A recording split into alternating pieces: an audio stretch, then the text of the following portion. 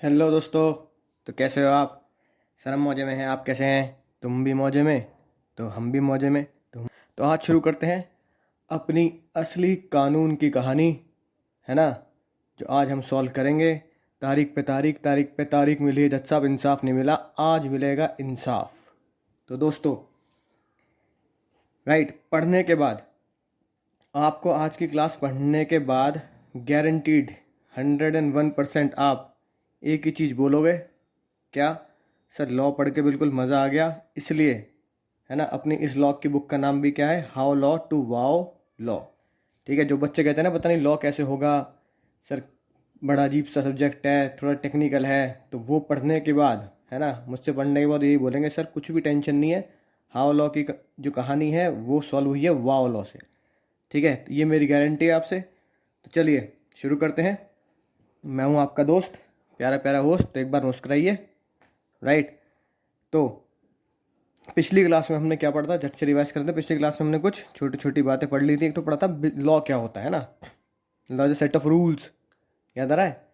ठीक है, जिन्होंने पिछले लेक्चर नहीं देखा वो जाके देख सकते हैं। विच डिटरमाइन राइट्स एंड ऑब्लिगेशन। आपका राइट मेरी ड्यूटी, यानी एक बंदे का राइट होता है, एक बंदे की ड्यूटी होती है। और मैंने बहुत ही ध्यान से आपको कहा था कि मर्केंटाइल लॉ के सोर्सेज क्या होते हैं, तो ये भी हमने याद कर लिया था। इंग्लिश, अंग्रेज चले गए, क्या छोड़ गए? सॉरी, थैंक यू, और कानून छोड़ गए। इंडियन स्टैच्यू लॉ, यानी कि Indian parliament. Judicial decision, court के डिसीजन, इसमें मैंने तुम्हें, है ना, एक केस स्टडी बताई थी, आई होप आपको याद होगी। कौन सी? मुन्नी बदनाम हुई डार्लिंग तेरे लिए मैं झंडू बाम हुई। तो झंडू बाम का केस बताया था, जो अरबाज खान ने बिना पूछे यूज़ किया और फ्री में ऐड करना पड़ा। और कस्टम एंड यूसेज मैंने आपको बताया है ना, रामायण की कहानी। राइट, रावण का वध क्यों किया? क्योंकि उन्होंने किडनैपिंग करी। तो कुछ लॉ हमारे यूसेज और कस्टम से बने थे। आई होप पिछले लेक्चर आपने कम से कम 2-3 बार रिपीट करके देख लिया होगा।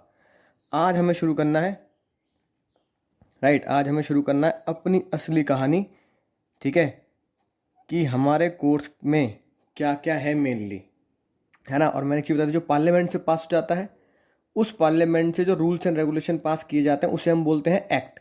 तो हमारे कोर्स में 5 एक्ट हैं। राइट, कितने एक्ट हैं? 5। सबसे पहला इंडियन कॉन्ट्रैक्ट एक्ट, जन्म कब हुआ? 1872, यानी कि 1872 में इसका जन्म हुआ। जब तुम पिछले से पिछले जन्म में रहे होंगे, इसलिए तुम्हें याद नहीं आ रही, हो सकता है आज़ादी की लड़ाई लड़ रहे हो तुम, भूल गए इसलिए। दूसरा sales of good act. Right, sales of good act नाम से पता लग रहा है, जब हम सामान खरीदते हैं बेचते हैं तो जो कानून लगता है उसे हम बोलते हैं सेल्स ऑफ गुड्स एक्ट। तीसरा पार्टनरशिप एक्ट, सबसे चहेता आपका, क्योंकि आपने पार्टनरशिप एक्ट पे क्या किया है ना, पूरे के पूरे अकाउंटिंग ही सीखी है पार्टनरशिप एक्ट के ऊपर। फिर 12th में सब कुछ जो आपने किया वो किस में किया था? कंपनीज एक्ट में। कंपनीज अकाउंटिंग जो सीखी थी वो कंपनी एक्ट 2013 के हिसाब से आपने उसमें कुछ रूल्स एंड रेगुलेशन पढ़े होंगे प्रोराटा बेसिस। और उसके बाद एक पार्टनरशिप का एक छोटा भाई आया 2008 में, है कि नहीं बात? पार्टनरशिप 1932 में था, है ना। राइट, 90 साल, लगभग 80-90 साल पुराना, और छोटा भैया आया उसका 2008 में।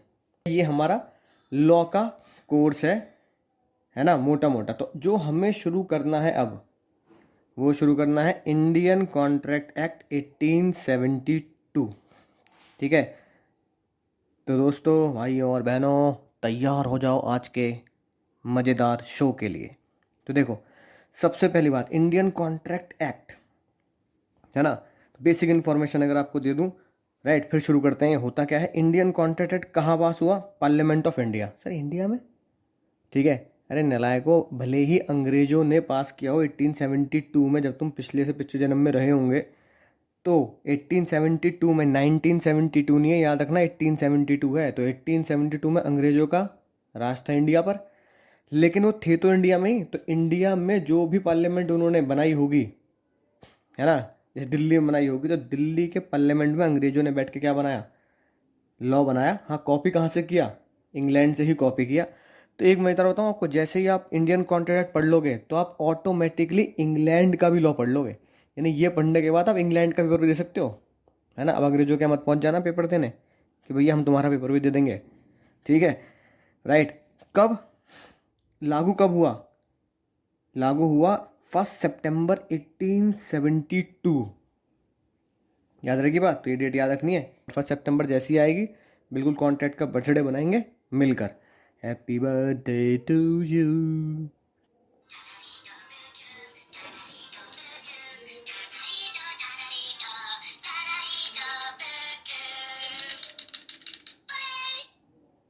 अब देखो हमारे कोर्स में क्या है, ये कहाँ लगता है? पूरे इंडिया में, राइट। जम्मू कश्मीर में भी कॉन्ट्रैक्ट एक्ट लगाया जाएगा, ठीक है। अब जर्नल लॉ तो ये वाला है जिसमें हमारे सेक्शंस हैं 1 से लेके 75। अब देखो सेक्शंस क्या होते हैं। जब भी हम कानून की बात करते हैं, याद आ रहा है, जब भी हम कानून की बात करते हैं तो उसमें ना, कभी भी आपने हिंदी फिल्में देखी हो तो उसमें जज साहब बोलते हैं धारा 302 के तहत तुम्हें उम्र कैद की सज़ा सुनाई जाती है, धारा 309 के तहत तुम्हें फांसी की सज़ा सुनाई जाती है। तो धारा क्या है? तो धारा कोई रिफाइंड ऑयल नहीं है कि जो तुम्हें, है ना, एडवर्टाइजमेंट में दिखता है धारा धारा शुद्ध धारा। तो धारा का मतलब क्या होता है? धारा का मतलब होता है सेक्शंस, है ना। तो सेक्शंस को हिंदी में क्या बोलते हैं? धारा बोलते हैं, राइट। आई होप बात समझ में आई होगी, ठीक है। तो कॉन्ट्रैक्ट एक्ट में 1 से लेके 75 जो धाराएं हैं, यानी कि जब एक्ट बनाया जाता है तो एक्ट में जो भी बात कहनी होती है ना, एक कहने का तरीका होता है। जैसे बुक में कोई बात लिखी हो तो आप देखो चैप्टर वाइज, चैप्टर 1 2 3 4 5, है ना, चैप्टर के अंदर, या फिर यूनिट बोल देते हैं, यूनिट 1 2 3 4, टॉपिक बोल दिया। जब एक्ट के अंदर कोई बात कही जाती है तो उसे चैप्टर नहीं बोलते, है ना, चैप्टर नहीं बोलते, ना टॉपिक बोलते, ना यूनिट बोलते। उनको एक नया नाम दिया जाता है और उस नए नाम को बोलते हैं सेक्शंस, है ना। तो फिर से गाना बजता है, रिश्ता वही सोच नहीं। तो रिश्ता वही है कि मुझे अगर चैप्टर याद करने हैं, या मुझे टॉपिक याद करने हैं, या फिर मुझे यूनिट्स याद करनी है, तो ऐसी मैं कानून के अंदर, लॉ के अंदर सेक्शंस बोलूँगा। तो किताबों में यूनिट्स और चैप्टर्स होते हैं, लॉ में क्या होता है? बोलो जल्दी, लॉ में क्या होता है? लॉ में होते हैं सेक्शंस। तो मुझे 1 से लेके 75 सेक्शंस तो जनरल हैं। कुछ स्पेशल तरह के कॉन्ट्रैक्ट होते हैं जो 124 से 238 में सेक्शंस में है। हमारे कोर्स में ये वाले हैं, ये नहीं है। फिर से सुन लो ध्यान से, हमारे एग्ज़ाम में जर्नल सेक्शंस हैं, स्पेशल काइंड ऑफ सेक्शंस नहीं है। तो हमें इन पे फोकस करना है कॉन्ट्रैक्ट एक्ट के अंदर, राइट। तो चलो ये 5 हो गए हमारे, बात समझ में आई होगी। अब बात करते हैं कॉन्ट्रैक्ट क्या होता है, कॉन्ट्रैक्ट, ठीक है, क्योंकि आज का टॉपिक है ये व्हाट इज़ कॉन्ट्रैक्ट, यही पढ़ना है हमें, है ना, राइट। तो ये समझ लिया तो समझ लो ज़िंदगी सफल हो गई, बेस पक्का हो गया। इसलिए बहुत आराम से पढ़ाऊंगा। ये मैं सुना सर बड़ा धीमे कर चल रहे हो, या क्या कहते हैं थोड़ा स्लो हो रहा है, नहीं, स्लो हो भी रहा है, पर आज की जो भी क्लास है जो मैं बहुत आराम से पढ़ाने वाला हूँ, आगे जाके यही बात है, तुम्हें जब आगे स्पीड अप होंगे ना तो तुम्हारे दिमाग में सारा कंटेंट ऑटोमेटिकली दिमाग में रहेगा। हाँ सर, ये पहली क्लास जो आपने आराम से पढ़ी थी ना, वो ज़िंदगी भर याद रहेगी, गारंटेड, राइट। तो अगर कॉन्टेंट समझ लिया, है कि नहीं बात, तो पूरी पिक्चर समझ में आ जाएगी आपको, ठीक है ना। अब देखो कॉन्ट्रैक्ट क्या होता है। अगर मैं बात करूँ कॉन्ट्रैक्ट की, तो बताए दिन बचपन से लेके 55 तक तुमने अपनी ज़िंदगी में सिर्फ कॉन्ट्रैक्ट ही किए हैं। कसम से तुमने अपनी ज़िंदगी में सिर्फ और सिर्फ कॉन्ट्रैक्ट किए हैं, ठीक है। सुबह सुबह अखबार वाला आता है, न्यूज़पेपर वाला, है ना, यूँ बिल्कुल फेंक के जाता है।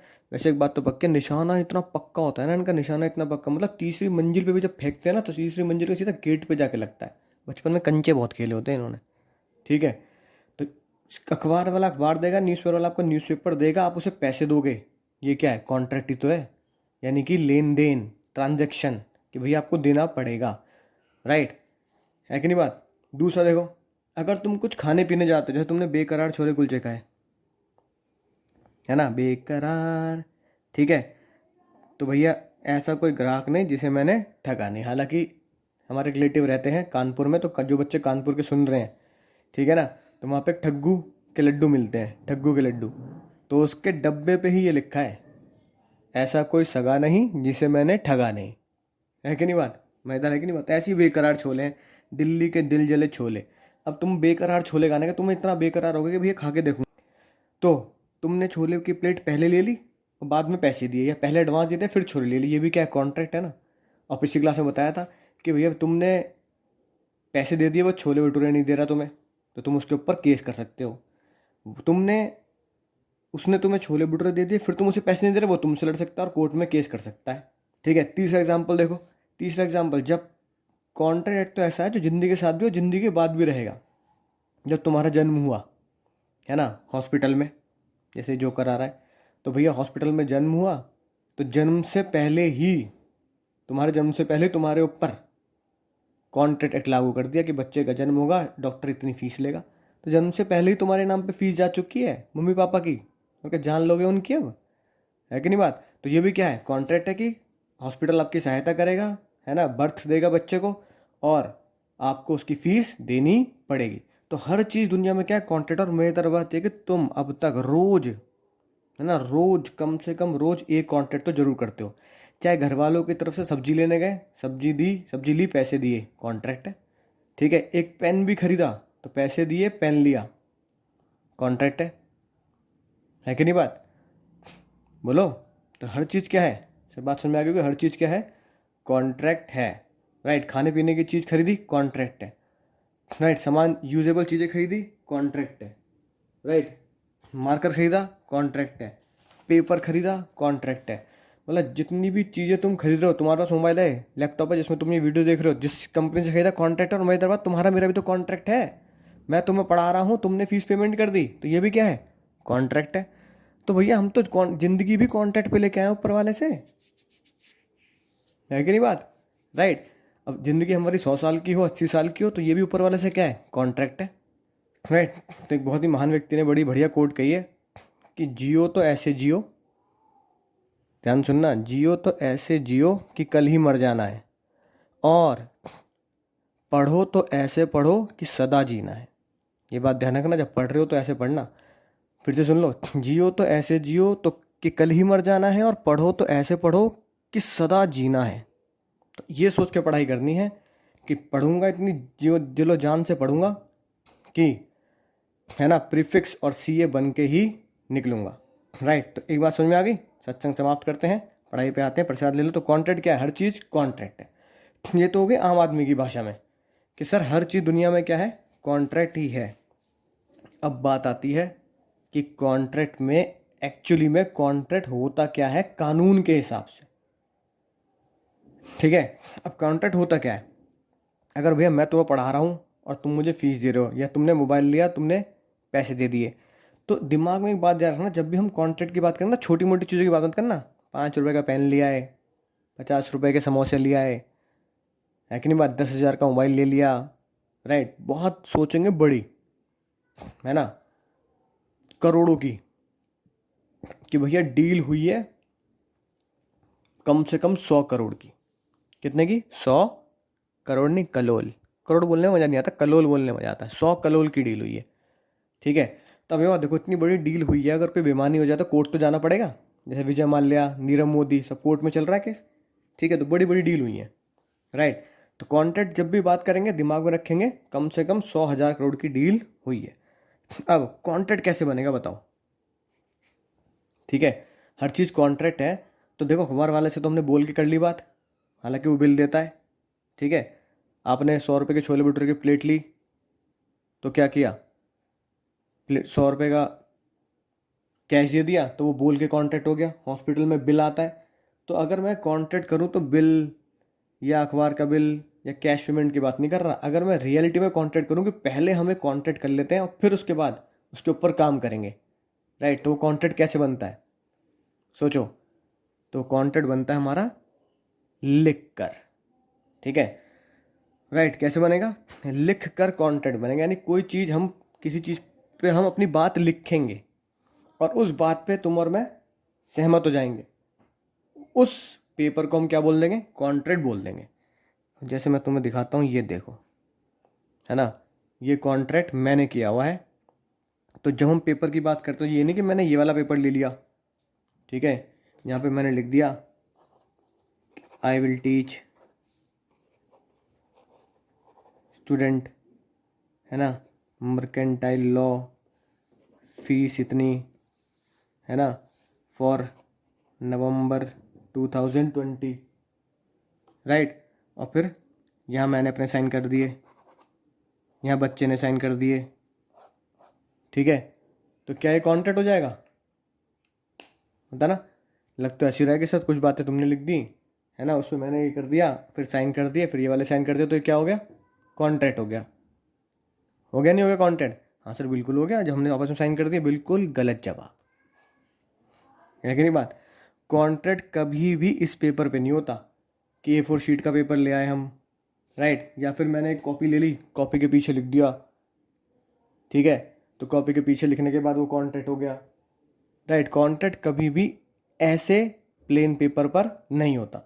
कॉन्ट्रैक्ट बनाने के लिए स्पेशल पेपर्स आते हैं, उन्हें हम बोलते हैं स्टैम्प पेपर। देखो जैसे ये भारतीय गैर न्यायिक है ना, इंडियन नॉन जुडिशियल, राइट, 50 रुपये, 50 रुपीज़ वाला 50 रुपये पे कर दो, 100 रुपीज़ पे कर दो। कॉन्ट्रैक्ट के अमाउंट पे डिपेंड होता है कितने कितने रुपये पे हमें करना है।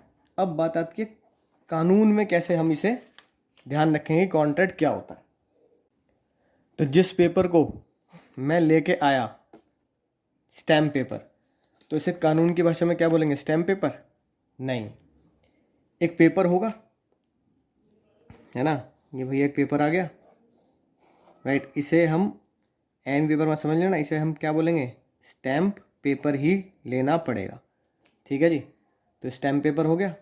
स्टैम्प पेपर पे मैंने कुछ बातें लिख दी कि भैया मैं तुम्हें पढ़ाऊंगा, है कि नहीं बात। तो जब मैंने एक स्टैम्प पेपर पे ये बात लिख दी, क्या ये कॉन्ट्रैक्ट हो गया? आप कहोगे हाँ सर कॉन्ट्रैक्ट हो गया। सर आपने स्टैम्प पेपर लिया और फिर मैंने कुछ बातें लिख दी कि भैया मैं इन बच्चों को पढ़ाऊंगा, ये बच्चे मुझसे पढ़ेंगे, तो ये कॉन्ट्रैक्ट हो गया, राइट। नहीं नहीं भैया बिल्कुल नहीं, ना मुन्ना ना, ये कॉन्ट्रैक्ट नहीं हुआ। ये मैं बताओ, पेपर पे तुम कुछ भी लिख दो, सर आपकी जायदाद हमारी हो गई, है ना, तो मेरी क्यों लिख रहे हो, फिर तुम अंबानी की लिख दो ना, मुकेश अंबानी की जायदाद हमारी होगी, तो तुम्हारी हो जाएगी? नहीं, स्टैम्प पेपर पे लिखने से कभी कुछ नहीं होगा, जब तक, है ना, जब तक है, जब तक है जहाँ, तो जब तक उस पर साइन ना हो जाए, क्या ना हो जाए, साइन ना हो जाए। तो स्टैम्प पेपर के साथ अगर आप उस स्टैम्प पेपर पे साइन करते हो, तो उस स्टैम्प पेपर पे साइन करने के बाद ही उस पेपर को हम क्या नाम देंगे, इस प्यार को मैं क्या नाम दूं, तो इस प्यार को हम कॉन्ट्रैक्ट नाम देंगे। यानी कि कॉन्ट्रैक्ट बनने के लिए, है ना, कॉन्ट्रैक्ट की दहलीज पे पहुंचने के लिए क्या करना पड़ेगा, एक पेपर लाना पड़ेगा स्टैम्प पेपर, उस पर कुछ बातें लिखनी पड़ेंगी और उस बातों पे क्या करने पड़ेंगे, साइन करने पड़ेंगे दो जनों के। एक तो भैया तुम्हारे साइन होंगे, राइट, कि भैया हाँ हम इस बात पे सहमत हैं, और एक मेरे साइन होंगे कि भैया मैं भी इस बात पे सहमत हूँ। और तुम्हारे और मेरे जब उस स्टैम्प पेपर पे साइन हो जाएंगे तो, और ध्यान सुनना, तो स्टैम्प पेपर पे लिखी बात, है ना, तुम्हें और मुझे माननी पड़ेगी। अब बात आती है स्टैम्प पेपर पे जो बात लिखी है ना, उसे, उस प्यार को क्या नाम दें। तो आज के बाद जिसे दुनिया स्टैम्प पेपर बोलती है, ठीक है, उसे आप और मैं आज के बाद बोलेंगे एग्रीमेंट। एक नया नाम देंगे, एग्रीमेंट। क्या नाम देना है हमें, एग्रीमेंट। रिश्ता वही सोच नहीं। तो जो स्टैम्प पेपर था उसे आज हम के बाद हमें क्या नाम देना है, एग्रीमेंट नाम देना है। तो एक एग्रीमेंट होगा, उस पर तुम्हारे मेरे साइन होंगे, तो एग्रीमेंट पे जब साइन हो जाएंगे तो वो क्या बनेगा, कॉन्ट्रैक्ट बनेगा। इसलिए बीच में प्लस का निशान बना रहा हूँ मैं, ध्यान रखना। ये कभी सोचो ऐ भी मजे मजे में मना दिया, सन नहीं, ये बहुत ही खास साइन है प्लस का। प्लस का मतलब क्या होता है, दोनों को साथ लेके चलना है कि नहीं बात। अब कानून बनाने वाले ने सोचा कि ये तो नया नाम दे दिया एग्रीमेंट। अब देखो एग्रीमेंट कैसे, इसको ध्यान से पढ़ना क्या लिखा है।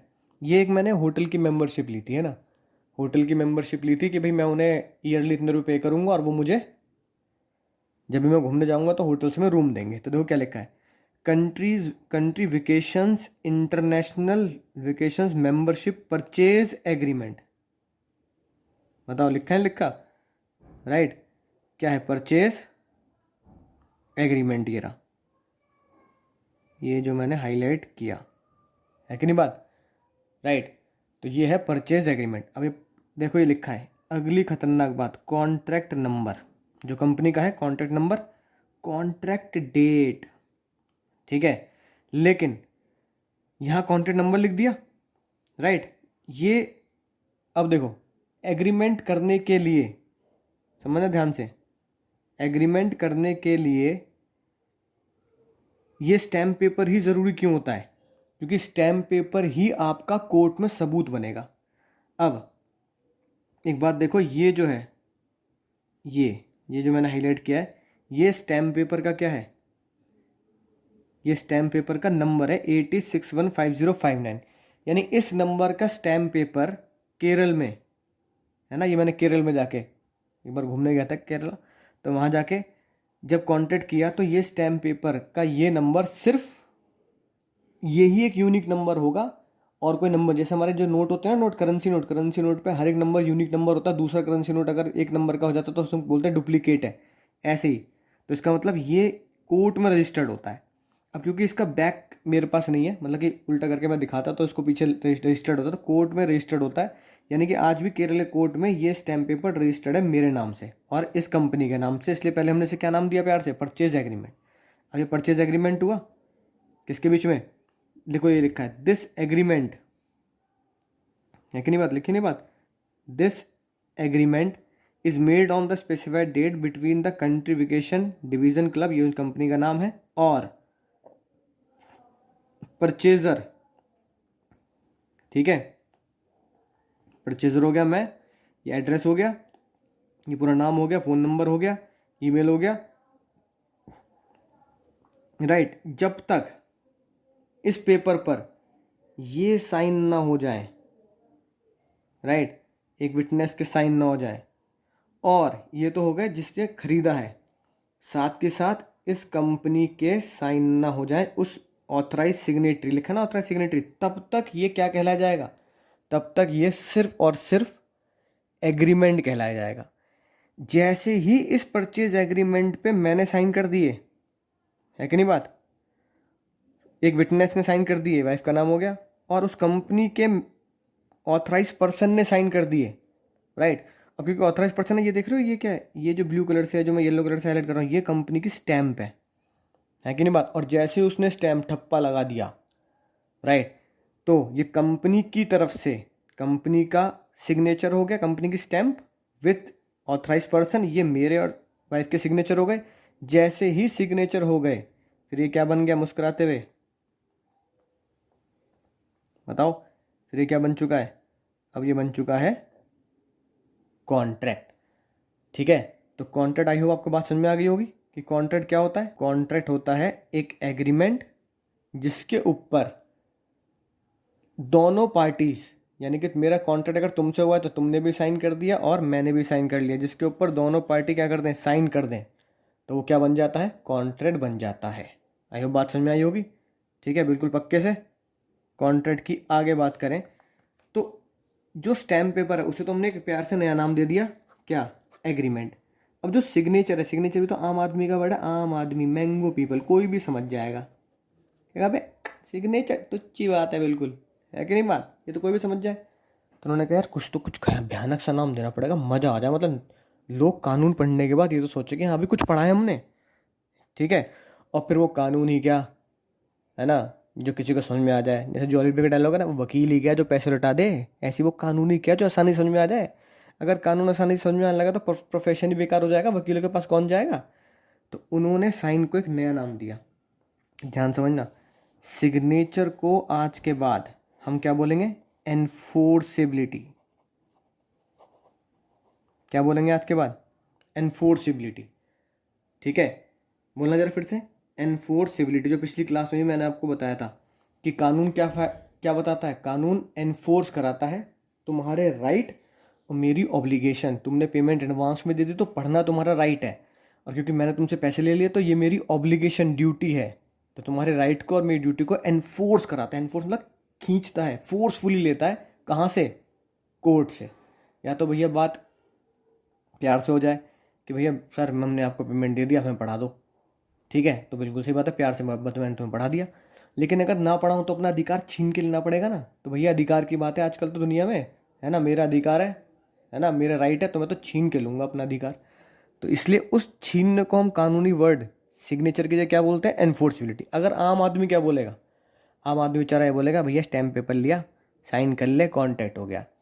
इसलिए ज़्यादातर फिल्मों में और हम आपस में ये बोलते हैं डायलॉग, ठीक है ना, क्या बोलते हैं, किसी को किसी बात का यकीन दिलाना हो, मैं लिख के दूं क्या भाई, लिख के दूं क्या, ये बता तुझे ये बात, लिख के दूं क्या।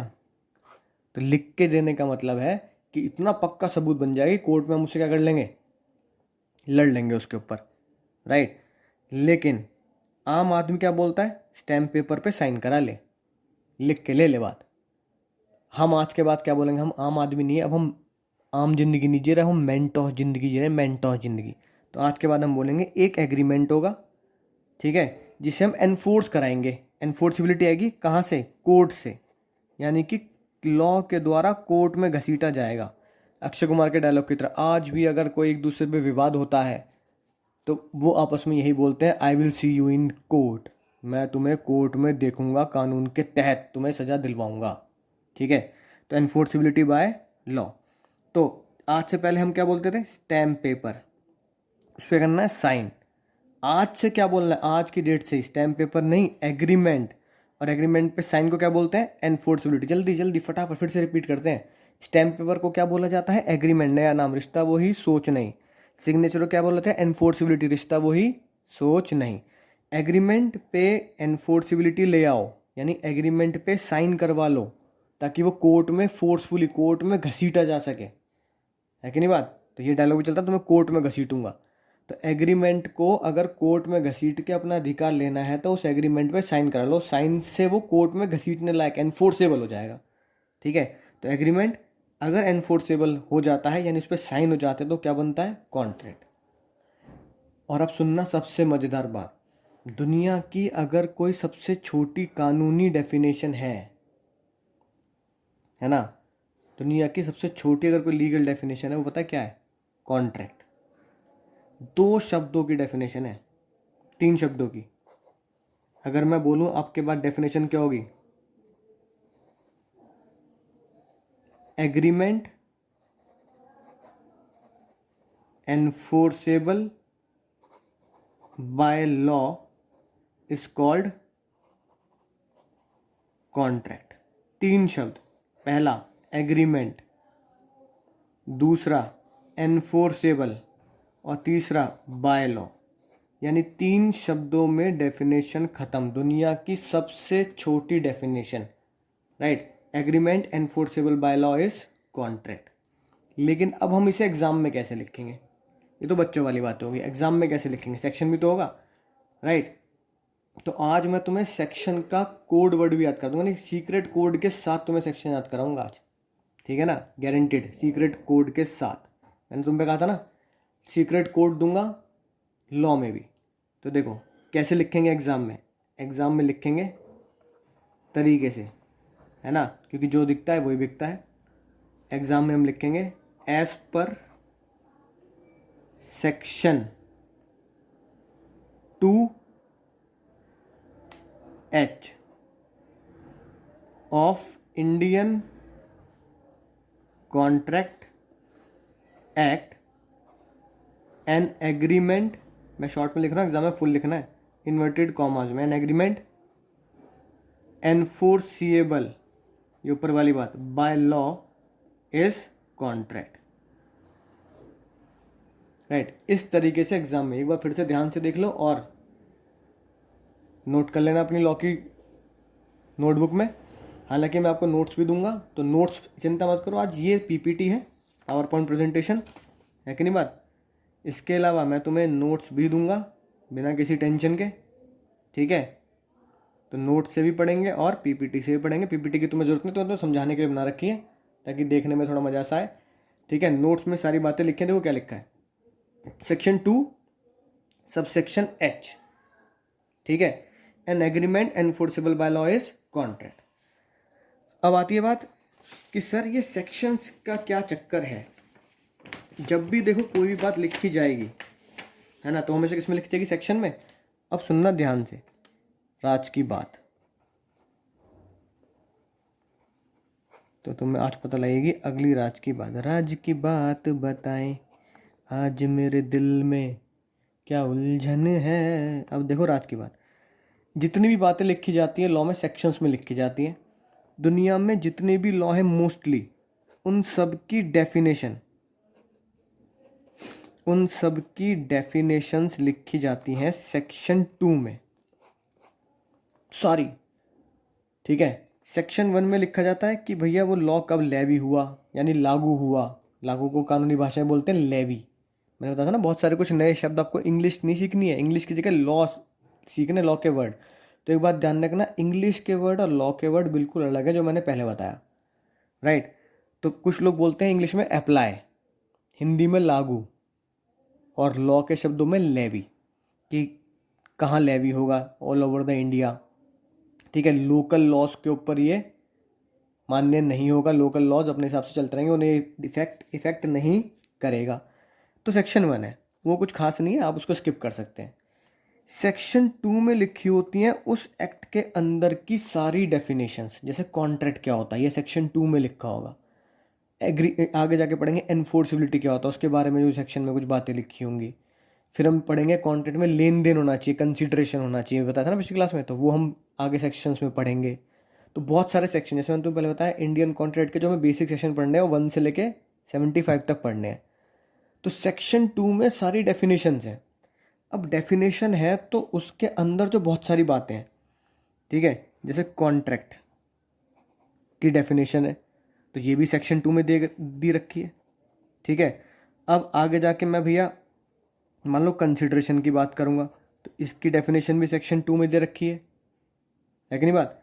अब मान लो आगे जाके मैं बात करूँगा कि भैया ऑफ़र, यानी कॉन्ट्रैक्ट बनाने के लिए मैं तुम्हें पहले ऑफ़र करूँगा, क्या तुम मुझसे पढ़ोगे, फिर तुम कहोगे हाँ सर हम पढ़ लेंगे, तो इसकी डेफिनेशन भी सेक्शन 2 में दे रखी है। तो सेक्शन 2 में अगर सबकी डेफिनेशन दे रखी है तो सेक्शन 2 तो पागल हो जाएगा, भैया मैं करूँ क्या। तो सेक्शन 2 एक जनरल सेक्शन है, उसके अंदर के 2 के अंदर जाके हमने उसके सब सेक्शन बना रखे हैं। तो जैसे कॉन्ट्रैक्ट की डेफिनेशन दे रखी है सेक्शन 2 और सब सेक्शन एच में।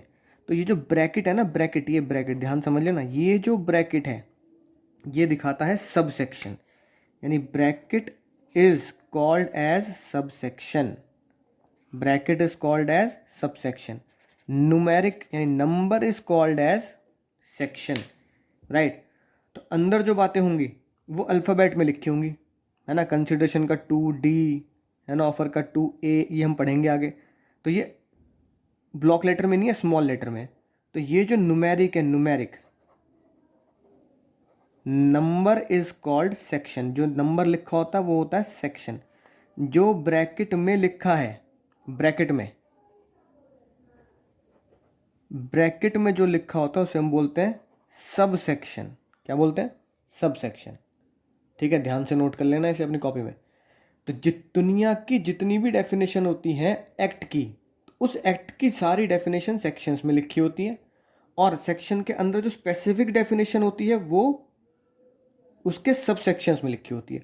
और अगर मैं और भी बिल्कुल जिसे कहना प्योर परफेक्ट प्रेजेंटेशन में अगर मैं बात करूं, तो मैं इसको ऐसे लिखूंगा, एज पर सब सेक्शन, ध्यान देना, गौर फरमाइएगा जरा, as per sub section H, bracket में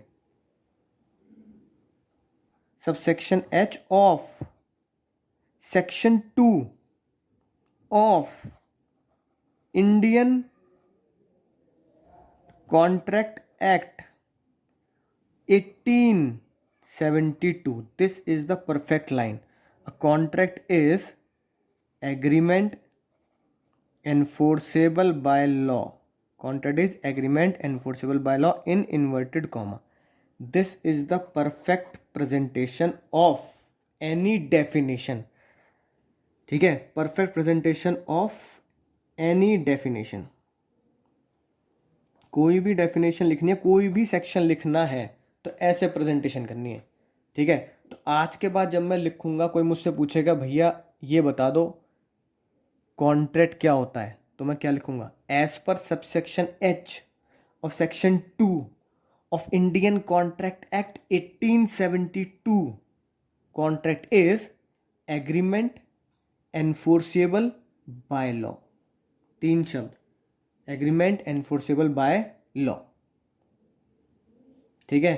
समझ में आ गई आज की बात। तो ये ध्यान से लिखें, ये है परफेक्ट प्रेजेंटेशन, ठीक है। आगे बात समझ में आ गई होगी। अब देखो यही बात लिखी है हमारे इसमें, agreement enforceable by law is contract, contract section 2H as per an agreement enforceable by law is contract. अब कुछ बच्चे जो मैथ से बहुत प्यार करते हैं, राइट, जिनको मैथ्स के बिना मज़ा ही नहीं आता, ज़िंदगी उसकी उनकी सूनी लगती है, वो मैथ्स के बिना गाना गाते हैं, जग सूना सूना लागे, जग सूना सूना लागे है जो, ये क्यों होता है, ये दिल क्यों रोता है। तो मैथ्स से प्यार करने वाले बच्चों के लिए, है ना, एक मैथ का बच्चा बोला क्या सर मैं इसे इक्वेशन फॉर्म में याद नहीं कर सकता, मुझे इक्वेशन फॉर्म में याद करा दो। तो मैंने उसको मैथ के प्रेमी को बोला A plus E is equal to C. क्यों भैया, क्या ये सही है कि नहीं है, क्यों बाबू, बाबू, है ना, ये बिल्कुल सही है बाबूजी, बिल्कुल सही है। Agreement plus enforceability is equal to contract. Math से प्यार करने वाले बच्चे उसे इक्वेशन फॉर्म में भी याद कर सकते हैं, एग्जाम में लिख सकते हैं, लेकिन ये डेफिनेशन नहीं है, ये कब लिखना है, उस डेफिनेशन के नीचे। तो A plus E is equal to C, ये बिल्कुल परफेक्ट है, कोई दिक्कत नहीं है। Agreement plus enforceability is equal to contract. अब देखो, है ना, अब तुम सोच रहे होंगे सर ये लोग दो बन रहे हैं, ठीक है, ये क्यों बना रखे हैं, इनकी कहानी सुन लो। ठीक है, ये है राजा और रानी। एग्रीमेंट आज के बाद हमारा एग्रीमेंट कहलाया जाएगा राजा, एनफोर्सिबिलिटी आज के बाद कहलाई जाएगी रानी, और कॉन्ट्रैक्ट कहलाया जाएगा कॉन्ट्रैक्ट की कहानी। अब मैं तुम्हें सुनाऊंगा एक बहुत बढ़िया कहानी, ठीक है। अब वो कहानी क्या है, सुनना ध्यान से। बचपन में कहानी सुनते थे ना, एक था राजा एक थी रानी, दोनों, हाँ दोनों मर गए, खत्म कहानी। अरे यार नालायको बच्चा, कितना मेरे जैसा बच्चा कितना उदास होता था, मम्मी मम्मी कहानी सुना दो, मम्मी कहती सुन ध्यान से, एक था राजा एक थी रानी, दोनों मर गए, खत्म कहानी, सो जा अब। लो, मैं बेचारा दिल पकड़ के रोता रहता था, यार ये क्या कहानी है, राजा रानी दोनों मर जाते हैं, नहीं, नेगेटिव फीलिंग आती है, मज़ा नहीं आता, है ना। आज के बाद पॉजिटिव फीलिंग आएगी। आज तुम्हें अपनी मम्मी को सुनाना है नई कहानी, और नई कहानी पता क्या है, एक था राजा, ठीक है, एक था राजा, राइट, और एक थी रानी। एक था राजा एक थी रानी, दोनों मिले, प्लस का निशान, दोनों को मिलाना है, ठीक है ना, ये हाथ बढ़ा रहे हैं दोनों। एक था राजा एक थी रानी, दोनों मिले, शुरू कहानी। किसकी कहानी, कॉन्ट्रैक्ट की कहानी। तो राजा रानी को मिलाना है, गाना गाते हुए ये वाला।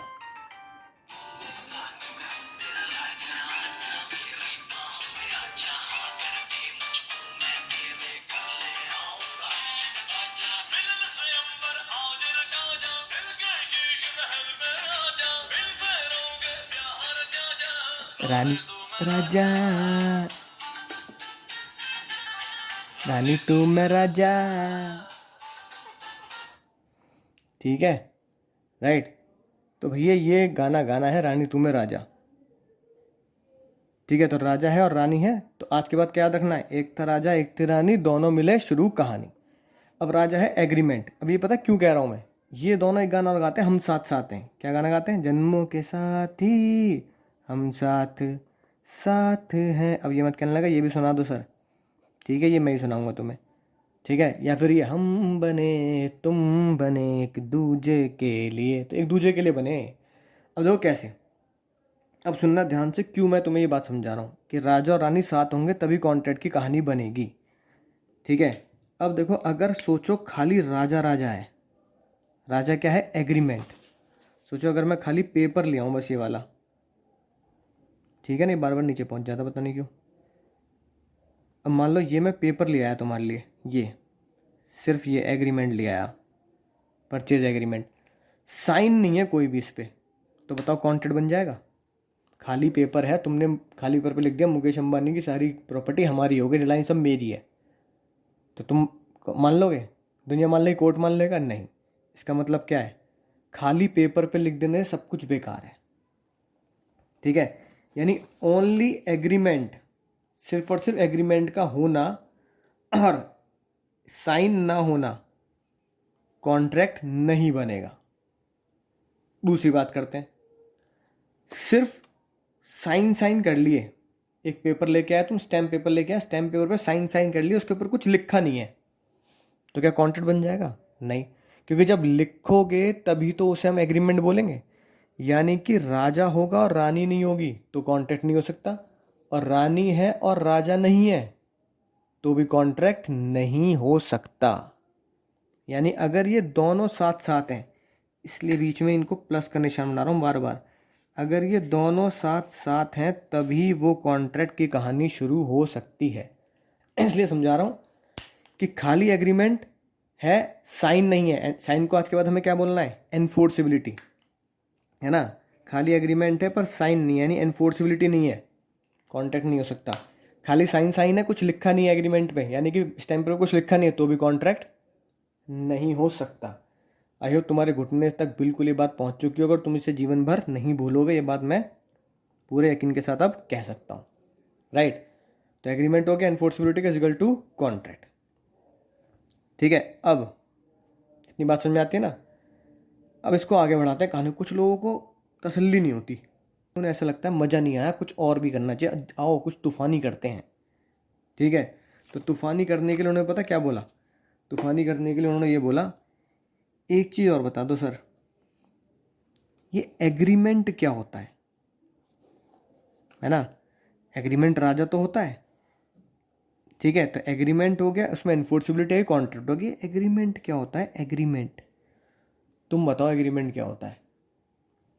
सोच समझ के जवाब देना। कुछ बहुत ही होशियार बालक मेरे, वो ये सोच समझ के जवाब दे रहे हैं, सर एग्रीमेंट का मतलब ये एग्रीमेंट ये है सर जो आपने भी दिखाया, एग्रीमेंट ये तो होता है, पेपर तो होता है, स्टैम्प पेपर होता है सर, स्टैम्प पेपर ये तो रहा सर, ये होता है एग्रीमेंट, राइट। नलायक को बिल्कुल गलत जवाब, ठीक है। एग्रीमेंट स्टैम्प पेपर नहीं होता। स्टैम्प पेपर पे, हाँ कुछ बच्चे कह रहे हैं सर मैं बता रहा हूँ क्या होगा, स्टैम्प पेपर पे कुछ लिख दो वो एग्रीमेंट होता है।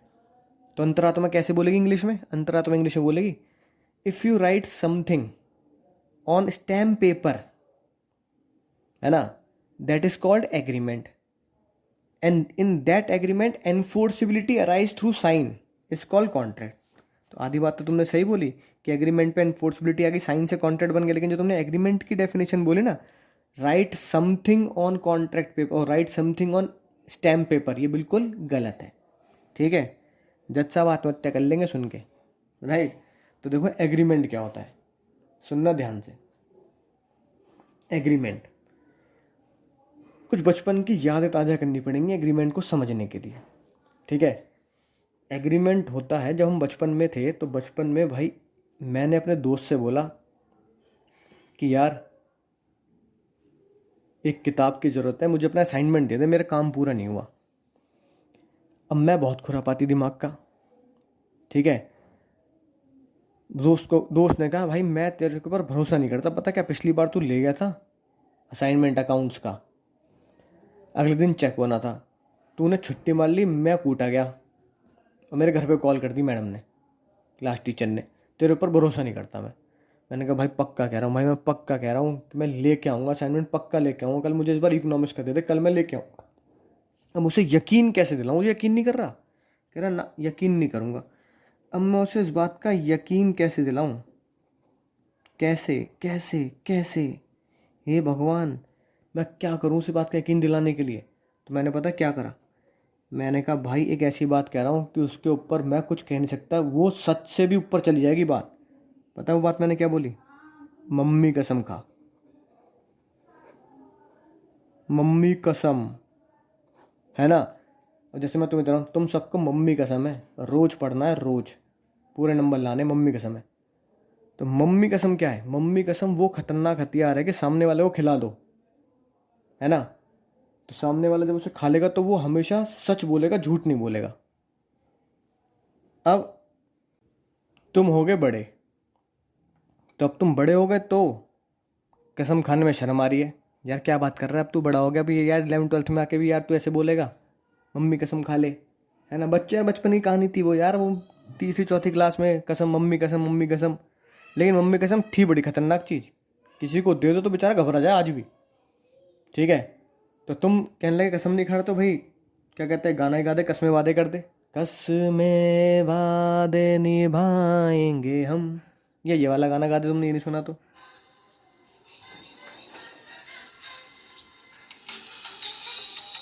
कसम।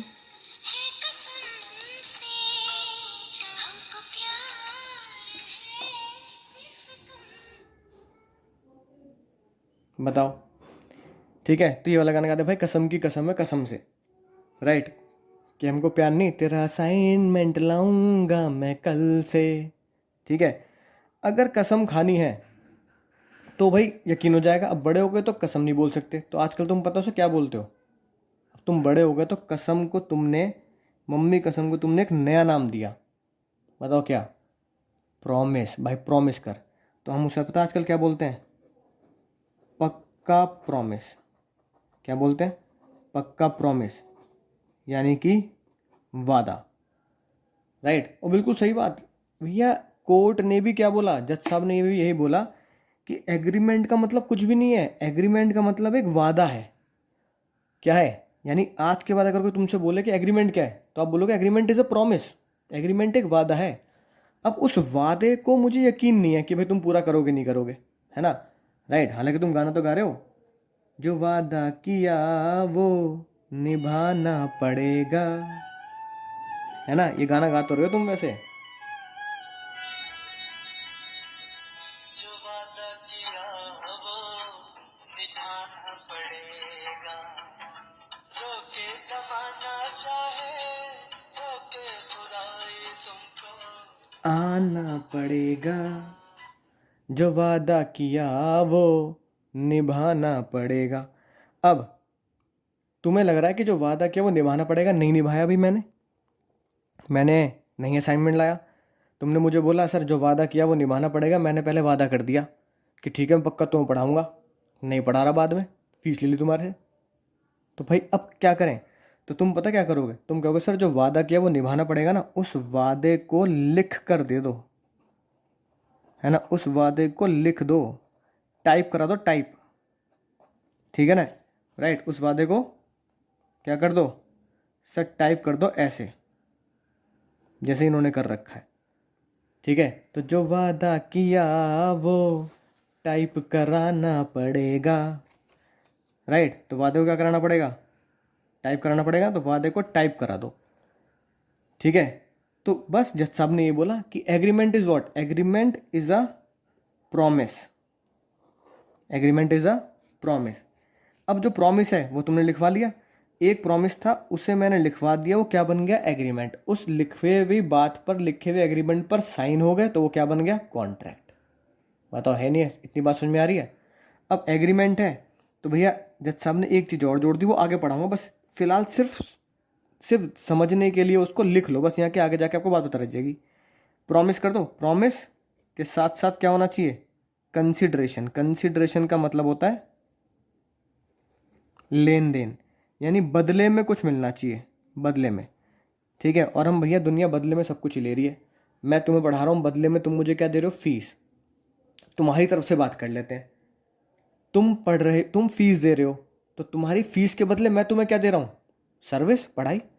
तुम दुकान पे गए, तुमने पेन लिया, ठीक है, तो पेन के बदले तुमने दुकानदार को पैसे दिए, और पैसे के बदले दुकानदार ने तुम्हें पेन दे दिया। ठीक है, तुम मार्कर लेने पहुंचे, हाईलाइट करने के लिए हाईलाइटर लेने पहुंचे, इसका तो यूज़ करना है भैया, ये तो जीवन का मतलब समझ लो, अब तो ये ज़िंदगी भर का साथ है, इसके साथ हाईलाइटर के साथ शादी हो जाएगी तुम्हारी, हाईलाइटर और कैलकुलेटर के साथ। और तुम्हारे दो ही जीवन साथी हैं, जन्मों के साथी, जीवन साथी दो ही हैं, एक हाईलाइटर और एक कैलकुलेटर। ठीक है, यकीन ना आएगा ना, अभी देख लेना, राइट। अकाउंट की क्लास और मैथ की क्लास आगे जाते तुम्हारी कैलकुलेटर से और हाईलाइटर से शादी होने वाली है। ठीक है, क्योंकि जो भी नोट्स है उन्हें क्या करना है, जैसे मैं हाईलाइट करता हूँ ना, ऐसे तुम्हें भी अपने नोट्स को हाईलाइट करना है, कीवर्ड आईसीआई की जो बुक मिलेगी या जो मैं नोट्स दूंगा। ठीक है, मैं अखबार न्यूज़पेपर वाली बात, मैं न्यूज़पेपर ले रहा हूँ, तो न्यूज़पेपर वाले को न्यूज़पेपर के बदले क्या मिल रहा है? पैसे। और मेरे पैसे के बदले मुझे क्या मिल रहा है? न्यूज़पेपर। ठीक है, तो मोटी मोटी बात अगर हम करें तो क्या हुआ? एग्रीमेंट क्या होता है? एक वादा होता है। क्या होता है एग्रीमेंट? एक एग्रीमेंट होता है एक प्रॉमिस, एक वादा। तो मैं उम्मीद करता हूँ कि अब तुम्हारे घुटनों तक बात बिल्कुल बढ़िया तरीके से पहुंच गई होगी। बोलो हाँ। हाँ सर पहुंच चुकी है। ठीक है ना। दैट मीन्स कहानी अब तक की क्या है? एक था राजा एक थी रानी, कॉन्ट्रैक्ट की कहानी, agreement plus enforceability is equal to contract. ठीक है ना, कॉन्ट्रैक्ट की कहानी। एग्रीमेंट का मतलब प्रॉमिस। ये बात तो समझ में आ गई बात। लेकिन भैया कुछ लोग होते हैं बिल्कुल खतरनाक टाइप के। तुम्हारे जैसे एक बच्चा बोला, सर और बताओ मज़ा आ रहा है, और बताओ, बस बताते जाओ, मज़ा आ रहा है पढ़ने में आज। ठीक है ना, पहली बार पढ़ाई में इतना मज़ा आ रहा है, ये वो बता दो सर प्रॉमिस का मतलब क्या होता है। ये लो, उसने नई कहानी और जोड़ दी। सर प्रॉमिस का मतलब और बता दो। पहले कॉन्ट्रैक्ट का मतलब क्या है? एग्रीमेंट। एग्रीमेंट पे क्या कर दिए? सिग्नेचर यानी एनफोर्सिबिलिटी कॉन्ट्रैक्ट। फिर भैया लोगों ने कहा अब मज़ा नहीं आ रहा, ये बताओ एग्रीमेंट क्या होता है। तो एग्रीमेंट का मतलब क्या होता है? मम्मी कसम, जिसे हम क्या बोलते हैं? वादा, प्रॉमिस। ठीक है। अब फिर भी पेट नहीं भर रहा, वो कह रहे हैं और बताओ और बताओ, प्रॉमिस का मतलब और बताओ बस। ठीक है। अब भैया अगर कोई तुमसे पूछ ले यार ये बता दो वादा का मतलब क्या होता है। ठीक है, गान तो गा दिया तुमने, जो वादा किया वो निभाना पड़ेगा, पर वो वादा का मतलब क्या होता है? ठीक है ना, सोचो। अब अलग अलग बच्चे अलग अलग स्टाइल में सोच रहे होंगे, सर वादा का मतलब होता है मैंने कुछ कह दिया, है ना, तो मतलब मैं उसे पूरा करूंगा, कसम खा ली मैं उसे पूरा करूंगा, है ना। तो बिल्कुल भावनाओं को समझ रहा हूँ मैं तुम्हारी। लेकिन जज साहब ने क्या बोला? बहुत ही सिंपल सी डेफिनेशन दी जज साहब ने कहा देखो वादा का मतलब पता है क्या होता है? वादा का मतलब होता है मैंने तुम्हें कुछ बात बोली, है ना, राइट, मैंने तुम्हें एक बात बोली, वो तुम्हें बहुत अच्छी लगी, है कि नहीं बात? वो तुम्हें बहुत अच्छी लगी, बिल्कुल अक्षय कुमार के डायलॉग की तरह। हम तो बोल देते हैं अच्छी अपने आप लग जाती है। तो मैंने एक बात बोली, तुम्हें अच्छी अपने आप लग गई। तो अगर तुम्हें वो बात अच्छी लगी और तुमने कहा सर ये बात बिल्कुल सही कही, ये बात डन करते हैं, डन डन, बिल्कुल डन डन लंदन, यानी मैंने तुमको एक बात कही, तुम्हें वो बिल्कुल सही लगी, अच्छी लगी, तुम उस बात पे सहमत हो गए। सही है भाई, बिल्कुल सही है, आई एम एग्री। ठीक है। तो इन दोनों को अगर जोड़ दें, मैंने एक बात बोली तुम्हें सही लगी, तो वो मेरी तरफ से प्रॉमिस हो गया। फिर तुमने एक बात बोली, सर हम पढ़ाने के बदले ये देंगे, ठीक है ना, राइट। किसी बच्चे ने कहा फीस दे रहा है, किसी बच्चे ने कहा सर मैं मोबाइल दे दूंगा आपको, मैं आपको आईफोन दे दूंगा सर, किडनी बेचने की जरूरत नहीं, आईफोन दे दूंगा मैं। मुझे बात बहुत बढ़िया लगी, अरे वाह क्या बात कर दी, ठीक है डन भैया, डन डन डन लंदन। ठीक है। तो ये तुम्हारी तरफ से क्या बन गया? वादा बन गया। मैंने तुमसे बोला मैं तुम्हें पक्का पढ़ाऊंगा, तुम्हें बात सही लगी, लॉ सर आपसे पढ़नी है चाहे जान चली जाए, मेरी तरफ से वादा हो गया। तुमने कहा सर मैं आपको लॉ पढ़ाने के बदले ये दूंगा, कोई भी चीज़ पैसे, तो वो तुम्हारी तरफ से वादा हो गया। तो तुमने जो मैंने जो बोला तुम्हें सही लगा, तुमने जो बोला मुझे सही लगा। अगर बात आपस में जमती है ना, जमती है तो जमा लो, जमाते ही हमसे क्या बोलेंगे? दही जमाने की तरह उसे प्रॉमिस बोल देंगे। अब जो बात मैंने बोली उसे पता क्या बोलेंगे? आज के बाद उसे हम बोलेंगे ऑफर। मैंने तुम्हें एक ऑफर दिया, तुम उस ऑफर वो तुम्हें सही लगा, तो तुमने उसको हाँ कर दिया।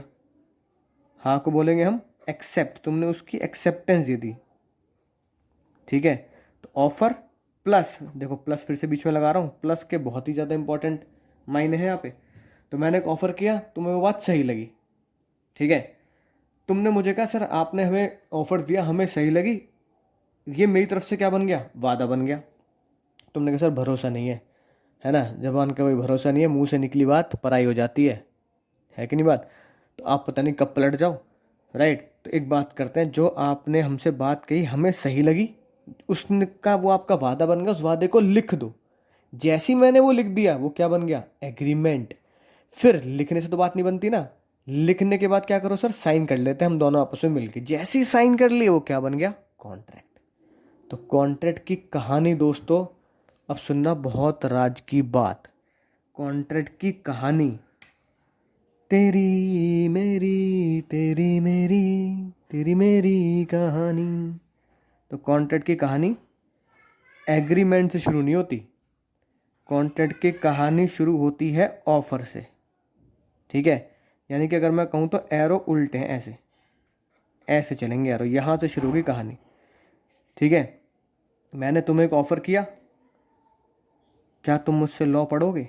ऑफ़र, प्रपोजल, है ना, मैंने प्रपोज किया, राइट। बिजनेस का प्रपोजल की बात चल रही है ना, कभी दिल पे ले लो। मैंने प्रपोज किया, तुमने हाँ बोल दिया, राइट। तो इन दोनों को एक साथ कर क्या बनेगा, वो प्रॉमिस। तो मैंने तुम्हें ऑफर प्लस एक्सेप्टेंस हो गया, प्रॉमिस बन गया। प्रॉमिस को तुमने लिख दिया एक स्टैम्प पेपर पर। क्या किया, प्रॉमिस को लिखा स्टैम्प पेपर पर, वो क्या बन गया, एग्रीमेंट। एग्रीमेंट पे क्या कर दिए गए, रानी के कहने के द्वारा साइन कर दिए गए, साइन। तो क्या बन गया, कॉन्ट्रैक्ट। आइए बात समझ में आ गई होगी, नहीं आ गई? ठीक है। अब इसी फॉर्म में अगर बात करें तो देखो यही तो बात लिखी है, agreement plus enforceable by law contract, ये वाली बात, agreement enforceable by law contract. फिर प्रॉमिस प्लस कंसिडरेशन, कंसिडरेशन का मतलब क्या लिखा है, बदले में कुछ मिलना, एग्रीमेंट। ठीक है, एग्रीमेंट भी तो हमने ये पढ़ा, एग्रीमेंट मीन्स प्रॉमिस साथ में कुछ कंसिडरेशन हो जाए, राइट। फिर प्रॉमिस क्या होता है, प्रॉमिस का मतलब ऑफर प्लस एक्सेप्टेंस, हमने भी तो ये पढ़ा, ऑफर प्लस एक्सेप्टेंस। ठीक है, समझ के बाद अगर मैं इसको इकट्ठा बोलूं तो देखो ये बात बहुत ही कमाल की बात है, इसे ध्यान से समझ लो, ये है असली पेज, नोट कर लेना इसे अपने नोटबुक में। कॉन्ट्रैक्ट, कॉन्ट्रैक्ट क्या होता है, एग्रीमेंट प्लस एनफोर्सिबिलिटी। एग्रीमेंट क्या होता है, ऑफर प्लस एक्सेप्टेंस, ठीक है ना, राइट। तो कॉन्ट्रैक्ट उल्टा पड़ा, offer plus acceptance agreement, agreement को लिख दो तो एनफोर्सिबिलिटी आ जाएगी, तो क्या बन जाएगा, कॉन्ट्रैक्ट बन जाएगा। आई होप बात बिल्कुल घुटनों तक पहुंच चुकी होगी। ठीक है, तो इतनी बात अब समझ में आ गई होगी। अब कुछ जो बेचारे मैथ्स के पुजारी हैं, है ना, सुबह शाम मैथ्स की पूजा करते हैं, उन्हें मैथ्स के अलावा कुछ मज़ा नहीं आता, तो वो मैथ्स के पुजारी बच्चे कह रहे हैं सर मैं ऐसा लिख दूँ, क्या ये बात सही है, ए प्लस ई इजिकल टू सी। बोलो सही है कि नहीं, बोलो मित्रों, सही है कि नहीं, लॉक कर दिया जाए। ठीक है, बिल्कुल सही है, राइट। एक बच्चा आया खतरनाक, वो कह रहा है सर मैं ना ये लिखूंगा, O plus A plus E is equal to C, ये बताओ सही है कि नहीं। सोच समझ के जवाब दें और नीचे कमेंट करें कि ये सही है या नहीं है।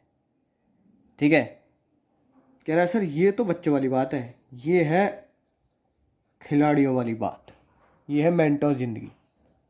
ओ plus A plus E is equal to C, बताओ सही है कि नहीं। ठीक है, ये बात बिल्कुल सरासर गलत नहीं है। अब सुनो एग्रीमेंट क्या होता है, फिर से ध्यान से देखना। एग्रीमेंट होता है प्रॉमिस, प्रॉमिस क्या होता है, ऑफर प्लस एक्सेप्टेंस। अब बचपन में एक चीज़ सीखते थे बहुत ही मज़ेदार, x is equal to Y, y is equal to Z, तो क्या therefore x is equal to Z. आप बोलोगे हाँ भाई हाँ, y से y कट जाता है तो x इजिकल टू जेड होता है। तो नालायक को बिल्कुल यही मैथमेटिकल टर्म ही तो लगाई है ना मैथ्स के पुजारियों। देखो a इजिकल टू, अभी जो दिखाया तुम्हें स्लाइड में, एग्रीमेंट क्या होता है, a is equal to p, promise, promise क्या होता है, p is equal to offer plus acceptance. मैंने तुमसे एक बात बोली, ऑफर किया, तुमने हाँ कर दिया, एक्सेप्ट कर लिया, तो भैया p से p काट दिया ना, p से p कट गया तो a क्या हो गया, o प्लस a। तो यही तो मैंने किया, a p से p कट गया तो a इजिकल टू प्लस है, e अपनी जगह कांस्टेंट है, तो क्या बन गया, कॉन्ट्रैक्ट। तो ये इक्वेशन भी बिल्कुल करेक्ट है और ये इक्वेशन बिल्कुल करेक्ट है। जब एमसीक्यू क्वेश्चन आते थे ना, एमसीक्यू मल्टीपल चॉइस क्वेश्चंस जो आते थे, उसमें ये बहुत पूछा जाता था। ठीक है, तो हो सकता है अभी भी मौसम में बाहर आ जाए, तो क्या पता ट्रू फॉल्स में या तुक्के में कुछ पूछ लिया जाए, तो मैं पता होनी चाहिए बात। A plus E is equal to C, O plus A plus E is equal to C, both equations are correct. ठीक है, तो ये थी बहुत ही मज़ेदार राज की बात। अब बच्चों आते हैं सीक्रेट कोड पर, है ना, सीक्रेट राज की बात पर, कि अब इसे हमें याद कैसे करना है एग्ज़ाम के लिए, क्योंकि एग्ज़ाम में सेक्शन लिखने बहुत ज़रूरी है, ठीक है, याद भी होना बहुत ज़रूरी है, टेक्निकल वर्ड्स भी बहुत ज़रूरी हैं। तो सीक्रेट कोड कैसे लिखना है एग्ज़ाम में, सबसे पहले देखो हमने क्या सीखा, एग्रीमेंट प्लस बोलो enforceability is equal to contract, है सिंपल बात। एग्रीमेंट क्या होता है, प्रॉमिस, ठीक है, प्रॉमिस क्या होता है, ऑफर प्लस उसकी एक्सेप्टेंस, ठीक है, यही सीखा ना हमने। अब देखो कैसे याद करेंगे। अब आज के बाद जब भी कोई तुमसे बोले ठीक है, ऐसे चलो उससे पहले एक बात करते हैं, जितने भी सेक्शंस में डेफिनेशंस होती हैं वो डेफिनेशन किस सेक्शन में लिखी होती है, वो सारी की सारी डेफिनेशन लिखी होती है सर हमें पता है सेक्शन 2 में। तो देखो ऑफर की डेफिनेशन भी सेक्शन 2 में है, एक्सेप्टेंस की डेफिनेशन भी सेक्शन 2 में है, प्रॉमिस की डेफिनेशन भी सेक्शन 2 में है, एग्रीमेंट की डेफिनेशन भी सेक्शन 2 में है ना, और कॉन्ट्रैक्ट की डेफिनेशन भी सेक्शन 2 में है, राइट। एनफोर्सिबिलिटी का कोई ऐसा सेक्शन याद नहीं करना, एनफोर्सिबिलिटी का हमारा एक केस है ना, राइट, उस केस का नाम है बाल्फर वर्सेस बाल्फर,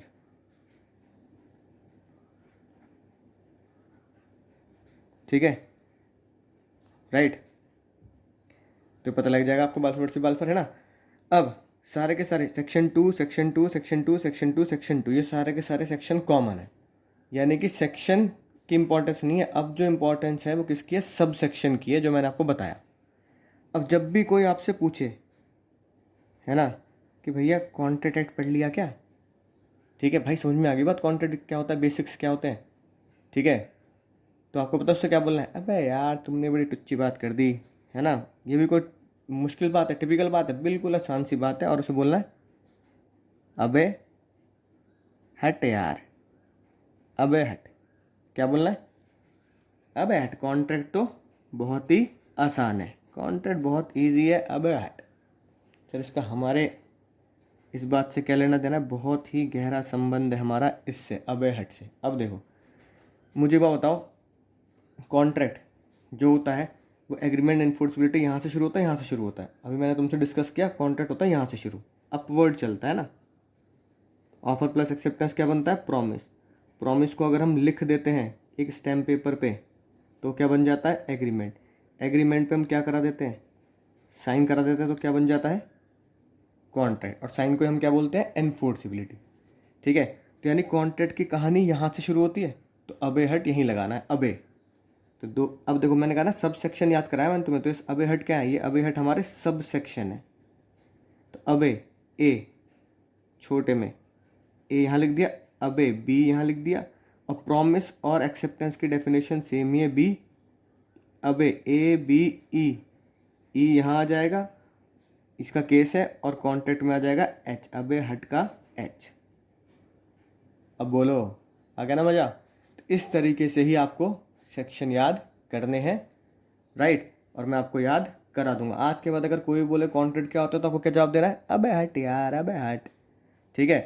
तो ए बी ई और एच के हट 2A, अब इसका मतलब होता है क्या, ऑफर किस में लिखा है, ऑफर लिखा है सेक्शन 2A में, ऑफर की डेफिनेशन है, सेक्शन 2B में एक्सेप्टेंस की डेफिनेशन है, प्रॉमिस की डेफिनेशन भी सेक्शन 2B में है, एग्रीमेंट की डेफिनेशन सेक्शन 2E में, और कॉन्ट्रैक्ट तो मैंने आपको बताया कॉन्ट्रैक्ट किस में लिखा है, 2H में, ठीक है। तो अबे हट नीचे से शुरू करना है, ऊपर ए बी ई अबे, और हट के एच से ये, तो 2A 2B 2E 2A 2B 2E और 2H, और एनफोर्सिबिलिटी का क्या है हमारा, केस लॉ है बाल्फर वर्सेस बाल्फर। तो आई होप बात समझ में आई होगी, वीडियो अच्छी लगी हो, कॉन्सेप्ट बिल्कुल डीपली समझ में आ गए हो, तो प्लीज़ लाइक करें और शेयर करना ना भूलें अपने दोस्तों के साथ। तो चलिए मिलता हूँ अगले एक लेक्चर में, एक नई कहानी, एक बहुत ही बढ़िया कॉन्सेप्ट के साथ, है ना, कानून की बातों के साथ, जिसमें फिर से हमें मज़ा आने वाला है। तब तक अच्छा चलता हूँ, दुआओं में याद रखना।